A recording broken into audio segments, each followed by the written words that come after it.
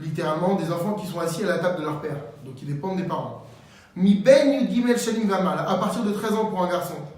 Ve'abanot mi gilud bet shanim vamala, et à partir de 12 ans pour une fille. Chayavim mi bishloach manot lechavreim, seront également soumis à l'obligation d'envoyer des bishloach manot à leurs amis.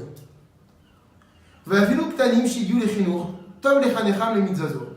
Même les enfants en bas âge, qui sont arrivés à l'âge d'être éduqués, donc on estime, on a déjà dit, c'est entre 5 et 6 ans, il est bon donc de les éduquer à cette mitzvah.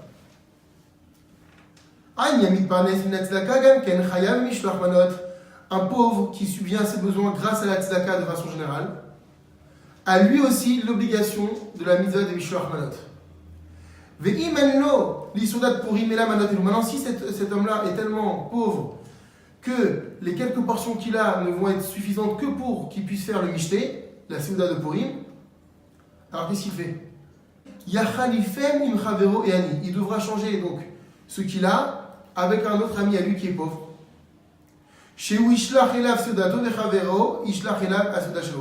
enverra sa seuda à l'autre, et donc du coup, ça contribuera à réaliser le mishloach manot. Tout basique, donc grâce à cela, ils auront réalisé la mitzvah du mishloach manot. Aval, asholeach lechavero manot. Mais attention, ça c'est une erreur que l'on peut voir fréquemment à Purim. Celui qui envoie mishloach manot à son prochain. Ou matneimo, shem manel la chazir et le bazé des chova mishloach manot. Et il l'envoie à condition qu'il le lui rende, n'a pas réalisé la mitzvah du mishloach manot. Donc, encore une fois, cette mitzvah c'est un véritable don à l'autre. C'est un cadeau que l'on fait. Mais si je lui donne, et puis je sais qu'il va, et je lui dis tiens, rends-le-moi, comme ça toi si tu réalises la mitzvah, donc de l'echatrila c'est interdit, c'est sûr. Après l'autre, si maintenant il reçoit le mishloach manot, et qu'en échange, une fois qu'il est en propriétaire, c'est mishloach manot, il fait ce qu'il veut. S'il veut le donner à quelqu'un d'autre ou le rendre à la personne, il peut. Mais si depuis le départ, il y avait la condition, je te le donne, mais tu me le rends, c'est pas mishloach manot. Et donc on n'est pas quitte de la mitzvah. Alokiach manotav be'atzmo umeviam lechavero.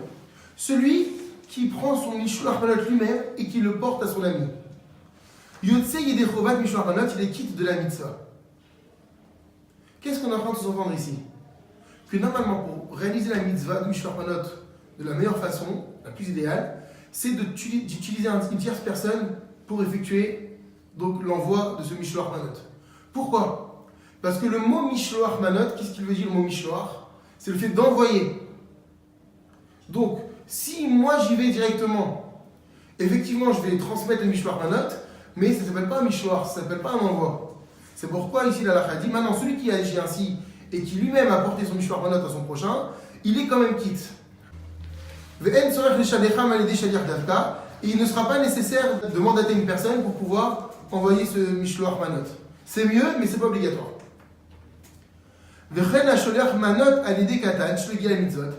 Ainsi, celui qui a maintenant utilisé un enfant de moins de 13 ans, donc qui n'est pas soumis mitzvot, pour transporter son mishloach manot et l'envoyer à une personne. Est-ce qu'on est quitte de la mitzvah?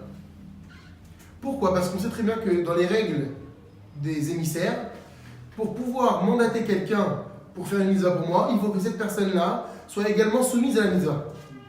Donc un enfant qui a moins de 13 ans, il n'est pas soumis à la mitzvah. Donc là, la Chara pose la question suivante, si j'utilise un enfant pour envoyer un mishloach manot, est-ce que j'ai réalisé la mitzvah du mishloach manot? Pareil, au afilou à l'édégoy, si j'ai utilisé les services d'un non-juif, le non-juif n'a pas la mitzvah mishloach manot. Donc est-ce que maintenant, moi je réalise la mitzvah si j'utilise un livreur qui n'est pas juif? C'est la question. Alors la Chara dit, chez En Moïd Bahem, Din Shlichut. Dans ce cas-là particulier, les mishloach manot, la loi concernant les émissaires, ces mandataires-là, n'est pas applicable comme d'habitude. Afal Pichen, c'est pourquoi il y a Tsaïd Echovat mishloach manot. Dans ce cas-là, il sera quitte de la mitzvah s'il a utilisé les services d'un enfant ou les services d'un non-juif.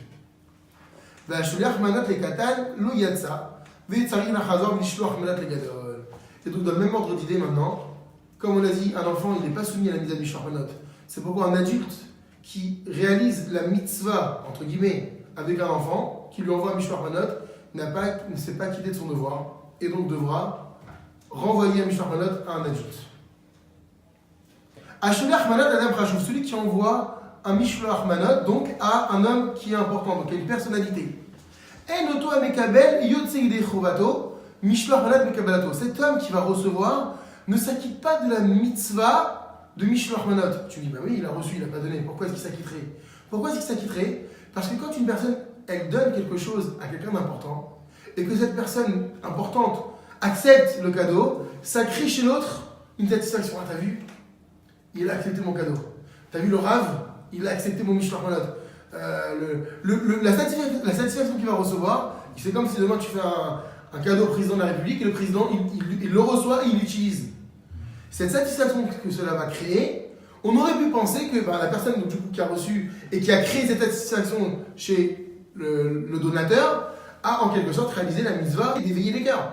C'est pourquoi la halakha dit non. Même si la personnalité, lorsqu'elle reçoit le mishloach manot, va créer un bien-être chez l'autre, malgré tout, elle n'est pas acquittée de la mitzvah de mishloach manot, même si c'est grâce au mishloach manot qu'elle a procuré cette joie à l'autre. Parce que moi j'aurais pu croire que grâce au profit qu'elle procure à l'autre, et du coup elle se serait dispensée du mishloach manot. La halakha dit non. Malgré le fait qu'il y ait un profit, ce profit n'est pas dû à la consommation du mishloach manot, mais simplement au fait qu'il a accepté. Et donc ça ne rentre pas dans les lois du mishloach manot. Asholeach manot lereu, celui qui envoie un mishloach manot donc à son prochain. Vesirev halo les kabelam, et que la personne à qui il l'envoie a refusé de le prendre. Parce que c'est quand même bon de rappeler que, encore une fois, les mishloach manot, on a l'habitude de l'envoyer à des gens qui sont très proches. C'est vrai, on réalise la mitzvah. Mais si on envoie quelqu'un avec qui on est en désaccord ou avec qui on s'est disputé, et qu'on a dit la force du mishloach manot, c'est de raviver, de rallier les gens entre eux, alors c'est sûr que c'est mieux en priorité de choisir quelqu'un avec qui on n'est pas en bon terme. Dans un deuxième temps, choisir quelqu'un où on sait que personne ne le calcule, personne ne le considère. Il y en a beaucoup malheureusement des fois des gens qui repartent de la synagogue le matin pour une seule, personne ne leur a dit quoi que ce soit et ils vont partir du mishloach manot. Donc c'est sûr qu'en priorité, il faudra choisir ce genre de personne. Bien qu'encore une fois, faire un mishloach manot avec un ami, ça marche. Maintenant, la question est la suivante. Si j'ai envoyé un mishloach manot à une personne et cette personne a refusé pour une raison ou une autre, est-ce que je me suis quand même rendu quitte de la mitzvah? Là, la halakha dit Yachzor ha-sholeach v'yikayem mitzvat mishloach manot l'adam acher. Il faudra renvoyer à une autre personne le mishloach manot pour pouvoir s'acquitter de la mitzvah. Ha-sholeach of shachut lechavero nikla la manot. Celui qui a envoyé par exemple du poulet. Un poulet donc qui a été abattu rituellement. On a dit que parce qu'on a envoyé un être vivant, ça ne marche pas. À la limite, on a dit à la rigueur, d'après certains, envoyer la viande crue, ça marche. Mais cette personne-là, maintenant, elle a envoyé par exemple un poulet cru ou cuit. Et il s'avère que ce poulet, il y avait un défaut sur ce poulet.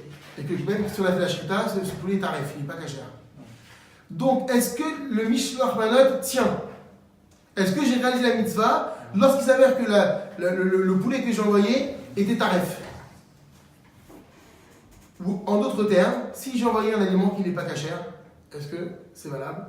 Là, la halakha dit évidemment, Sarich la Chazor, évidemment, la halakha dit il faut renvoyer un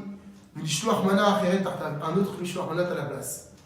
Ve'az yikem mishloach manot, et ce n'est que là qu'il aura réalisé la mitzvah de mishloach manot. Ve'asholeach manot la chavero, et celui qui envoie maintenant un mishloach manot à son prochain. Ve'nignevu oneevdu, et que ce mishloach manot il a été volé ou il a été perdu, il faudra renvoyer un autre mishloach manot à la place.